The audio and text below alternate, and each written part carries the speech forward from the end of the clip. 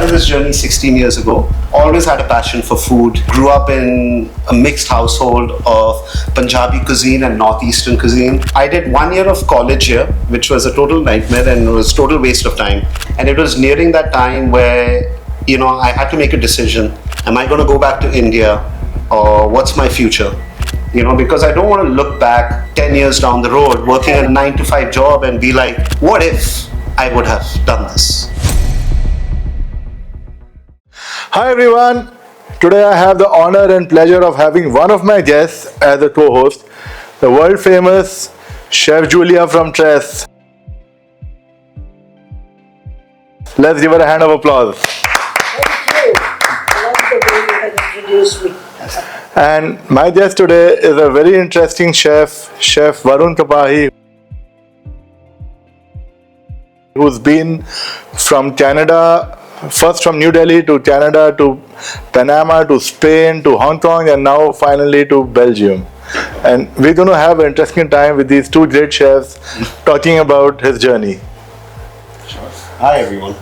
Nice to meet everyone. Yeah, so Varun, share about where did you start from and...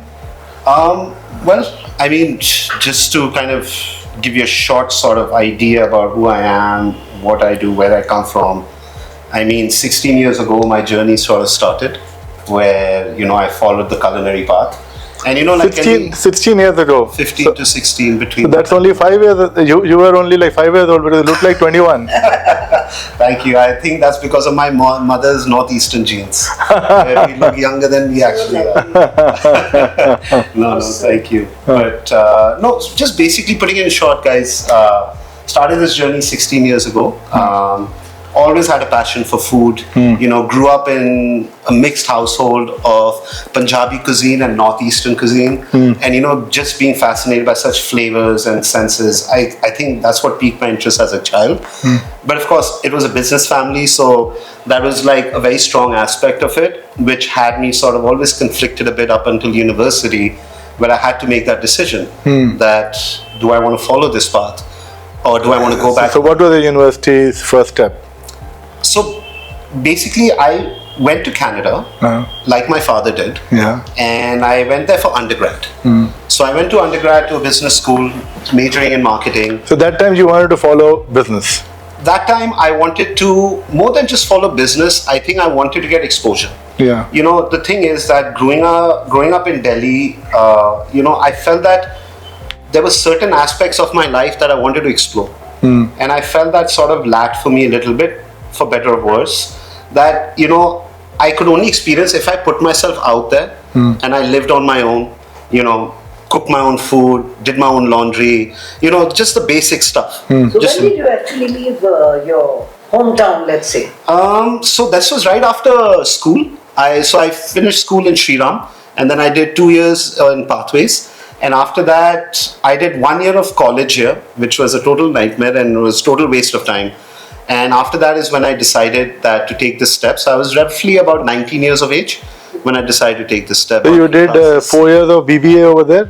Yes, 4 years of undergrad. Until that time, while you were doing the BBA, you were still thinking about a business career? That was the goal. So for me, the first initiative to going outside Delhi and going outside India was to become more independent. Try to understand the value of everything you do in life and to become more self-sufficient. So I think going there was the first step, was to kind of become my own independent person, manage my own stuff, do everything on my own. So what was the defining moment that made you sort of choose this culinary path? When did you choose this culinary path? I think, it really boiled down to that one moment when I was working for a solar company. This was after graduating university, and it was nearing that time where, I had to make a decision that am I going to go back to India or what's my future? And at that time, I was dating someone who's now my wife, who we met in university. Her name's Yoni. I met her there. And, that was also a very important factor in my life where, I found this woman who I was really close to, and I just felt like I could see a life with her, which, thank God, I'm right. Beautiful. And it was my last day of my work, and I decided to pick up the phone and make a call to my father. And I just, spoke to him like I always do on one-on-one, and I just told him like that, like, listen, this is where I'm at. Everybody knew I was very passionate about food growing up, throughout the journey.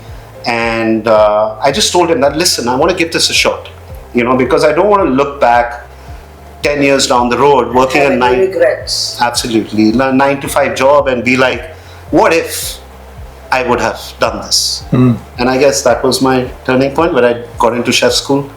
And tell me, how was your time at your George Brown's college? Like, it was amazing, actually. Did it shape your fundamental thinking as a chef?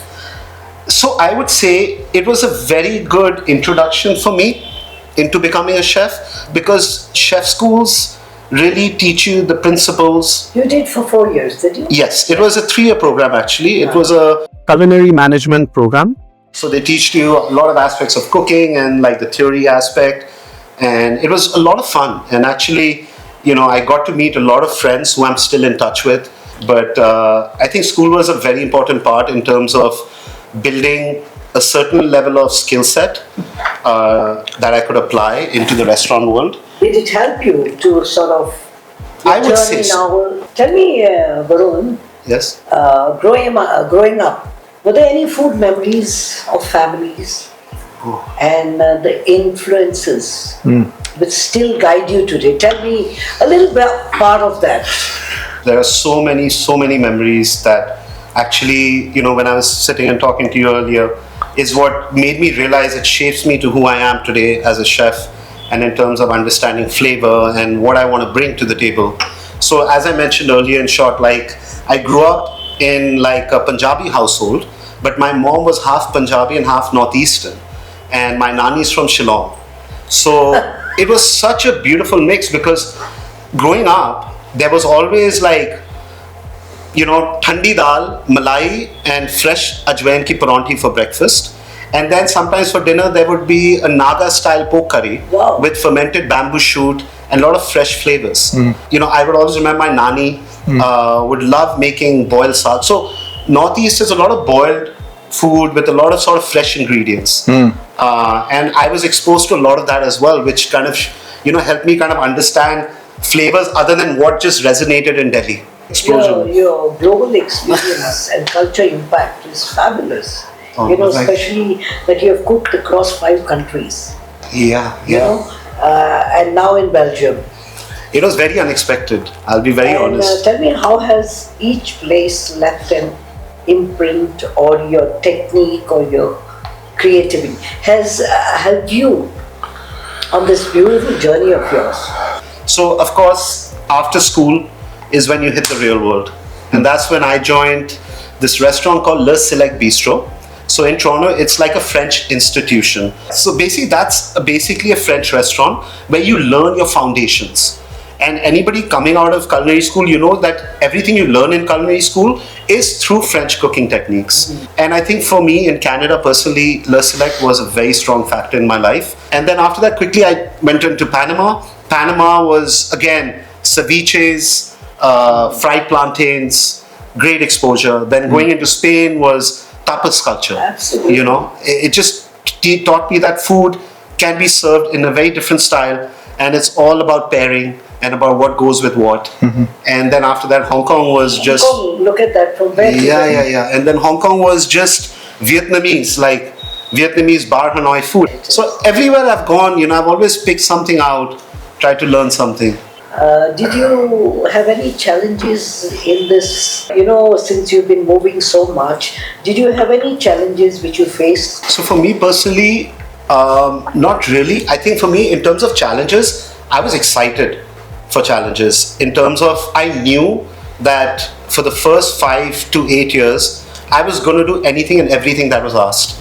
Actually, for the first year, I would always cycle between only chopping herbs and washing dishes. But in your story, you forgot to mention about your stint in New Delhi, where you served some. You did something in India also. You did something, right? You did some I've meals. done a bunch of things, yeah. So as you guys know, after Hong Kong, 2019 was the period COVID happened. Yes, yes. And there was also the riots in Hong Kong at that time. So things were getting a bit unsettled. And also I think it was that perfect period where after a certain point of time, I was reaching a bit of a burnout phase. You know, because there would be times I would work 14 days a week, non-stop, 14 hours a day, probably like 3 hours of sleep and 3.5, 4 hours of heavy drinking. Because that's the only thing that would keep us sane. That is the life of the chef. Drink and cigarettes. Yeah. Your shift finishes, you're just slamming beers, and then you go home, and I would literally pass out on the couch watching TV and then wake up. Okay, 1 hour left, quickly get ready, go to the kitchen. How true, because I relate with him totally. And it was beautiful. So one question from my side, that out of all the places, which was the one management, you worked with different managements, Yes. whose policies influenced you the most? Which was the place whose local culture influenced you the most? And which was the dish or the genre of the dish that influenced you the most? The top of the pops Okay, so on all three areas. The first place, I think for me, Chef and Sachin, I think it was Hong Kong in terms of the scale. For me, this company, Black Sheep Restaurants, was still in operation and doing a fantastic job. At that time, within 5 years, they opened 25 restaurants, Wow. out of which 3 already received a Michelin star. And it was so inspiring. And the team, the way everything was done, was at a much more bigger scale. So the Black Sheep restaurant management Exactly. influenced you the most. Exactly, because And in terms of local culture, which place did you find the local culture to be the best? Hong Kong as well. And what about the dish in your entire global journeys? I Which hate dish that. or which genre of food influenced you the most? So I personally have always had a love for Italian cuisine. Okay. Right? You know, I love cuisine. I love every food I've ever made. Like I love flavor. I love to explore. But something that I enjoy doing on a daily basis without stressing too much is pasta. So do you feel your global exposure, global exposure makes a chef more adaptable or more selective? To be very honest, Chef, I think it really varies. You know, sometimes it can also be a bit of a detriment in some sense. I don't want to, I hope I'm using the right word, because as chefs, we always have to be consistent. You know, I feel that is also a very strong quality of a good chef. Is somebody Absolutely. who's worked in industry for more than 10 plus years in one particular place. So he's mastering and perfecting those skills. But I just hope in my situation, fingers crossed, that even though I've had this crazy journey in my life, hopefully it's going to lead me somewhere where everything amalgamates. Certainly it would. Chef, I wanted to ask you a few Yes, Chef. things. What, in brief, you tell me, Yes. your life inside a high-pressure kitchen. So, I mean, high-powered kitchens, that's where I always put myself into. All restaurants where I worked, from let's say like Bistro to Chom Chom, let's say like was But you worked in different... Yes, and all of them were, I made sure that I always initially, especially initially, for the first couple of years, put myself in the shits, where I was working for the most busiest and most high-powered kitchens. Because I don't know, for me, I felt like I really need to put myself in the toughest places. So later in life, if I'm doing something not as crazy, I've been through that, where I know what it's actually like to be hit hard with something that's impossible. In this journey of yours of almost 15 plus years, have you mellowed down? How are you as a chef now, where your leadership is concerned, your mentoring is concerned, your own cooking style? How are you now? I think, Chef, for me, you know, there's still a very long way to go. But I try to just do the best I can in terms of what I learned from my mentors. So there are very two important things I try to follow, is that always lead by example. Walk the talk. Walk the talk, and you gain the trust of the team, because they are your lifeline. And I think that's probably my most important sort of factor that I try to implement towards this.